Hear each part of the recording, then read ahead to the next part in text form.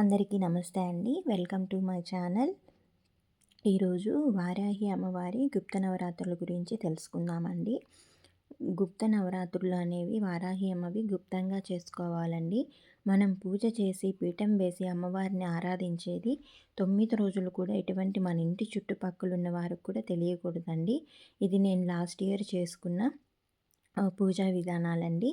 ఇప్పుడు మీతో షేర్ చేసుకుంటాను. మొదటి రోజు నేను అమ్మవారిని నా దగ్గర అప్పటికి వారాహి అమ్మవారి ప్రతిమ ఉన్నిందండి. ఫోటో లేదు. వేరే అక్క చెప్పేసరికి తీసుకోవచ్చు అమ్మవారికి, ఏం భయపడకుండా నువ్వు ఆరాధించుకో అమ్మవారిని పెట్టి అంటే, నేను ఫస్ట్ రోజునైతే దుర్గమ్మ వారిని, నవదుర్గ అమ్మవారిని ఇద్దరిని పూజించుకొని వారాహి అమ్మవారిగా భావించి వారాహి అమ్మవారి విగ్రహాన్ని నేను ప్రతిష్ఠించుకొని పూజనైతే చేసుకున్నానండి. వారాహి అమ్మవారికి ఎంతో ఇష్టమైన ఈ గుప్త నవరాత్రులను మనం అంతే గుప్తంగా ఎవరికీ తెలియకుండా మన మనసులో కోరికను బలంగా కోరుకొని అమ్మవారికి ఎంతో భక్తి శ్రద్ధలతో అమ్మవారిని మనం ఆరాధించాలండి. ఇప్పుడు అందరూ ఈరోజు మనం పూజ చేసుకున్న వెంటనే సోషల్ మీడియాలో, యూట్యూబ్లో, ఇన్స్టాగ్రామ్లో అంతా అప్లోడ్ చేస్తున్నారండి. అది అలా చేయకూడదండి. నేను స్వామివారిని అడిగి నేను మీకు ఈ వీడియోనైతే పోస్ట్ చేస్తున్నాను. ఇది నేను లాస్ట్ ఇయర్ తీసుకున్నానండి. అప్పటికి నేను యూట్యూబ్ ఛానల్ స్టార్ట్ చేయలేదు. అందుకనేసి ఇప్పుడు నేను అప్లోడ్ చేస్తున్నాను. ఈసారి నేను పీఠం వేసి పూజనైతే చేసుకోలేదండి. ఇది మొదటి రోజు చేసుకున్న పూజనండి. ఇక్కడ వచ్చేసి రెండవ రోజు అయితే నేను పూజనైతే చేసుకున్నాను అమ్మవారికి. రెండవ రోజు శుక్రవారం వచ్చిందండి నాకు. అప్పుడు లాస్ట్ ఇయర్ నేను అమ్మవారి చిత్రపటాన్ని తీసుకొని వచ్చుకొని పాలు పసుపుతో కడుక్కొని నీట్గా పసుపు కుంకుమలతో పువ్వులతో అలంకరించుకొని, అలాగే ఆ రోజు శుక్రవారం కనుక ఐశ్వర్య దీపాన్ని వెలిగించుకొని అమ్మవారిని భక్తి శ్రద్ధలతో పూజించుకున్నానండి. మీకు ఇక్కడ చూపిస్తున్నాను చూడండి. అమ్మవారి విగ్రహాన్ని అయితే చిన్నది నా దగ్గర ఉన్నింది. మళ్ళీ జాజి పువ్వులతో అయితే అమ్మవారిని అలంకరించుకొని పూజ చేసుకొని ఐశ్వర్య దీపాన్ని వెలిగించుకొని అమ్మవారికి నేను పూజనైతే చేసుకున్నానండి. ఇంకొక విషయం ఏమంటే, ఇప్పుడు అందరూ చేసుకుంటున్నారు, పీఠం వేసి చేసుకోవడం మంచిది. ఇది నేను మూడవ రోజు చేసుకున్న ఆ వారాహి అమ్మవారి నవరాత్రి పూజ అండి. ఇక్కడ చూడండి, మీకు కనిపిస్తున్న అమ్మవారి పటం అయితే అప్పుడు నేను తెచ్చుకొని నారికేల దీపంతో అయితే మూడవ రోజు అమ్మవారికి నేను పూజనైతే చేసుకున్నాను. మూడవ రోజు తాంబూలంలో నా దగ్గర ఉన్న కొత్త చీరను, గాజులు, పసుపు కుంకుమ తాంబూలం అయితే సమర్పించుకున్నాను.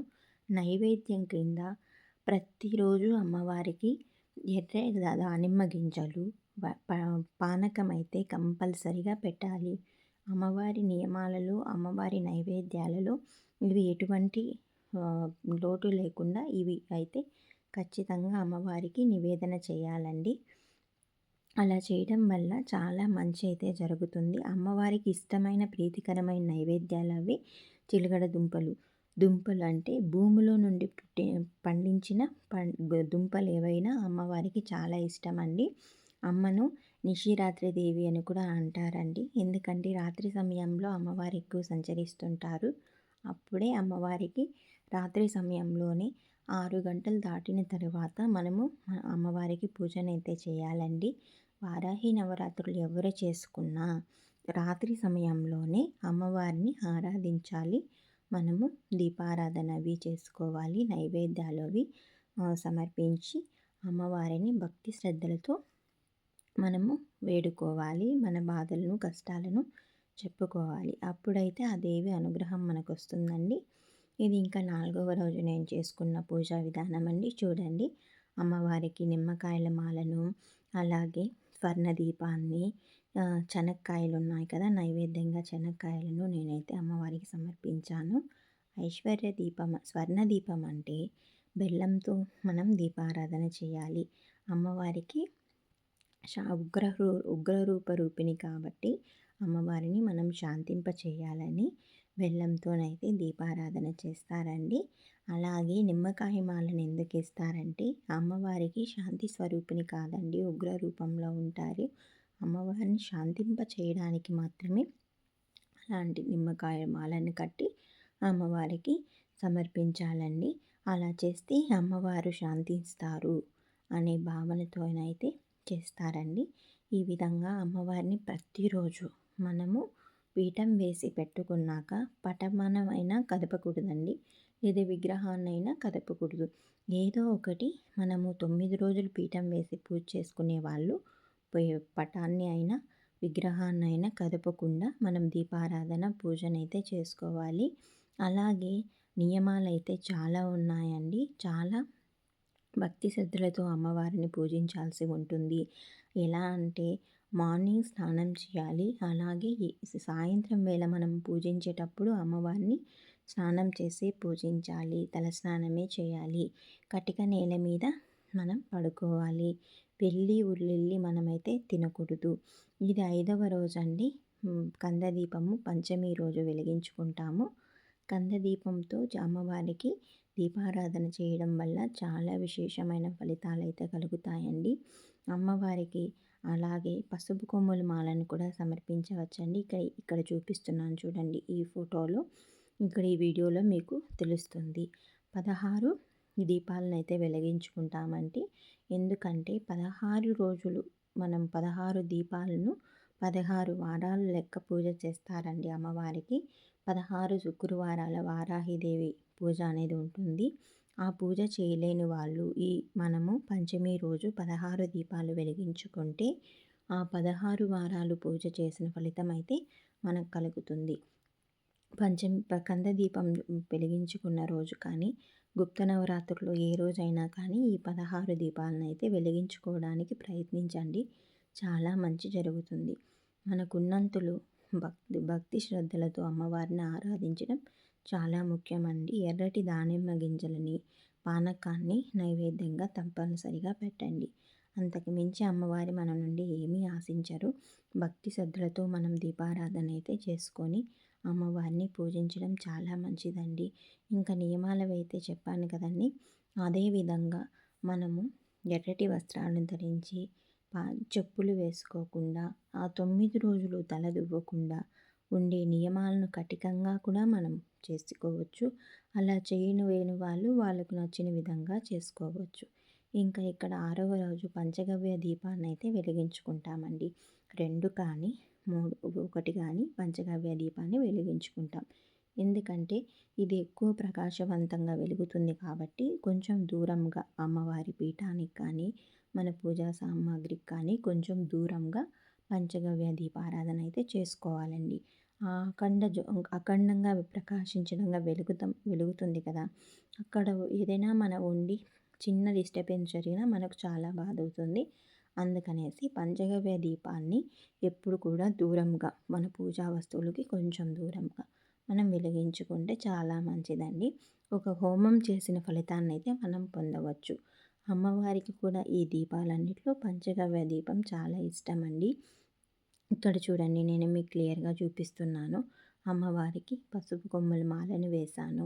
అలాగే నిమ్మకాయ మాలను వేశాను. మల్లెపూల మాలను కూడా వేశాను. ఇక్కడ ఎర్రటి దానిమ్మ గింజలను నైవేద్యంగా సమర్పించాను. పానకాన్ని అరటి పళ్ళను నేను నైవేద్యంగా వెలిగించాను. ఇంతకు మించి మన నుండి అమ్మవారు ఏమీ ఆశించదండి. మనకు భక్తి అనేది ఉంటే చాలు. ఏ ఆడంబరంగా మనము పూజనైతే చేసుకోవడం అవసరం లేదు.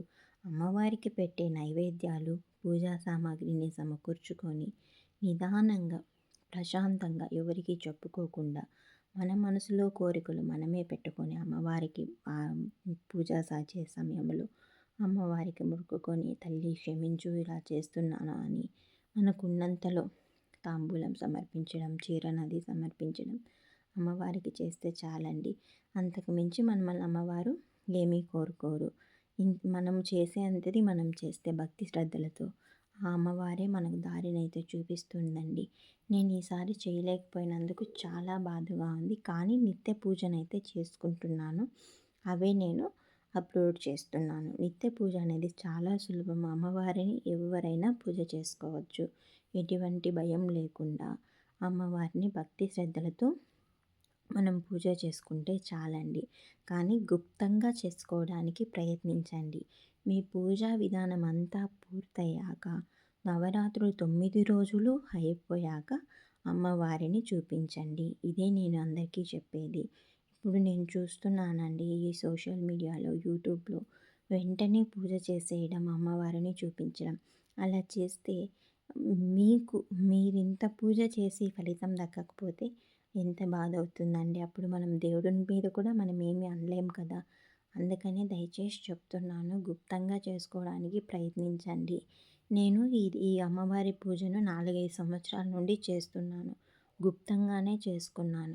ఫలితం వచ్చిందనేసి నేను ఇప్పుడు మీ అందరికీ చెప్తున్నాను.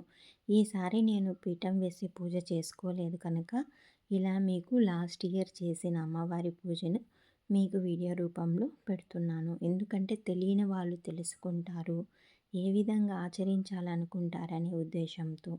ఇక్కడ 8వ రోజు అమ్మవారిని తమలపాకుల దీపంతో అలం ద ద దీపారాధన చేసుకున్నాను.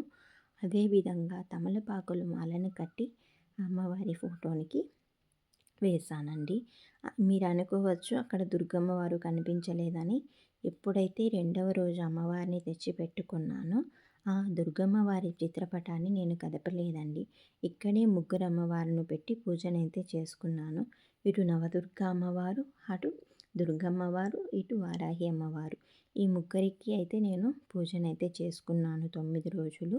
ముందు అమ్మవారి చిత్రపటం లేనప్పుడు దుర్గమ్మ వారిని, నవదుర్గ అమ్మవారికి నేను పూజనైతే చేసుకున్నాను వారాహి అమ్మవారిగా భావించి. ఈసారి నాకు అమ్మ ప్రత్యక్షమైనట్టుగా, మా ఇంటికి వచ్చినట్టుగా అమ్మవారిని తెచ్చుకున్నాను కనుక అమ్మవారిని వాళ్ళతో కలిపి నేను పూజనైతే చేసుకున్నాను. తమలపాకులు 5, 7, 9, 11 అట్లా బేస సంఖ్యలో తెచ్చుకొని పసుపు కుంకుమలతో బొట్లు అవి పెట్టుకొని, పసుపు కుంకుమ అక్షంతలు వేసుకొని 2 మట్టి ప్రమిదలు కానీ ఇత్తడి ప్రమిదలు కానీ తీసుకొని పసుపు కుంకుమ వాళ్ళతో అలంకరించి పూలు అవి పెట్టి ఆవు నేతితో కానీ దీపారాధన నూనెతో కానీ అమ్మవారికి 3 వత్తులు లేదా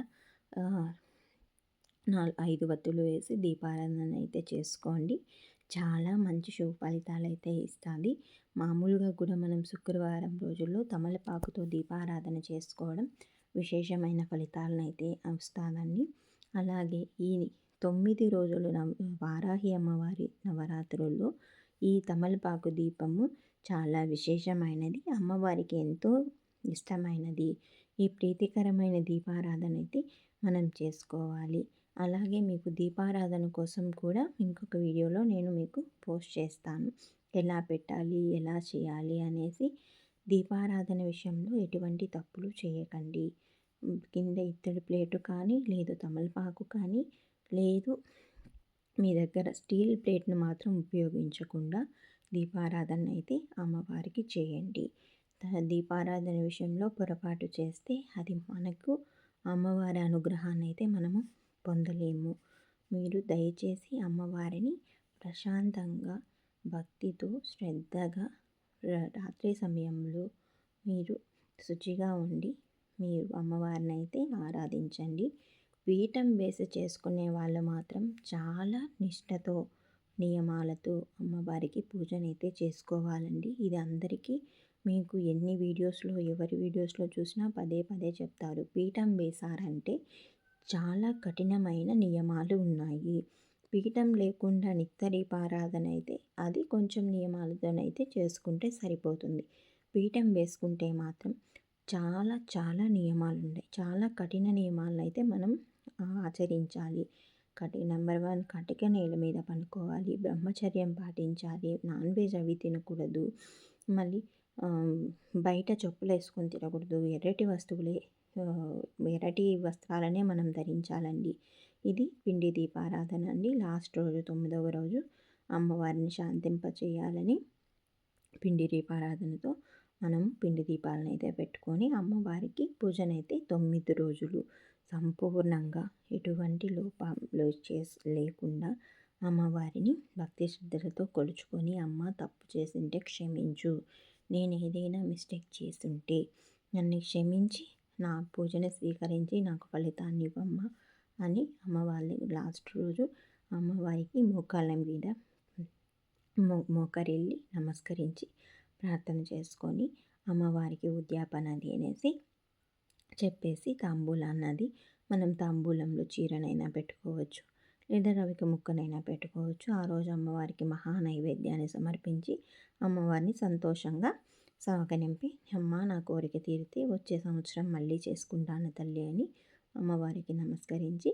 సంపూర్ణంగా ఎటువంటి ఇది లేకుండా అమ్మవారి పట్ల భక్తి శ్రద్ధలతో పూజనైతే చేసుకోండి. అలాగే పీఠం వేసే వాళ్ళు మాత్రం చాలా జాగ్రత్తగా ఉండి నియమాలను ఆచరించి పూజనైతే చేసుకోండి. ఎటువంటి కష్టం లేకుండా అమ్మవారు మిమ్మల్ని కాపాడుతుంది. నా వీడియో మీకు నచ్చినట్లయితే సబ్స్క్రైబ్ చేసుకోండి, లైక్ చేయండి. అలాగే నేను ఏదైనా వీడియోలో మిస్టేక్ చేస్తే కామెంట్ చేయండి. అందరికీ నమస్తే.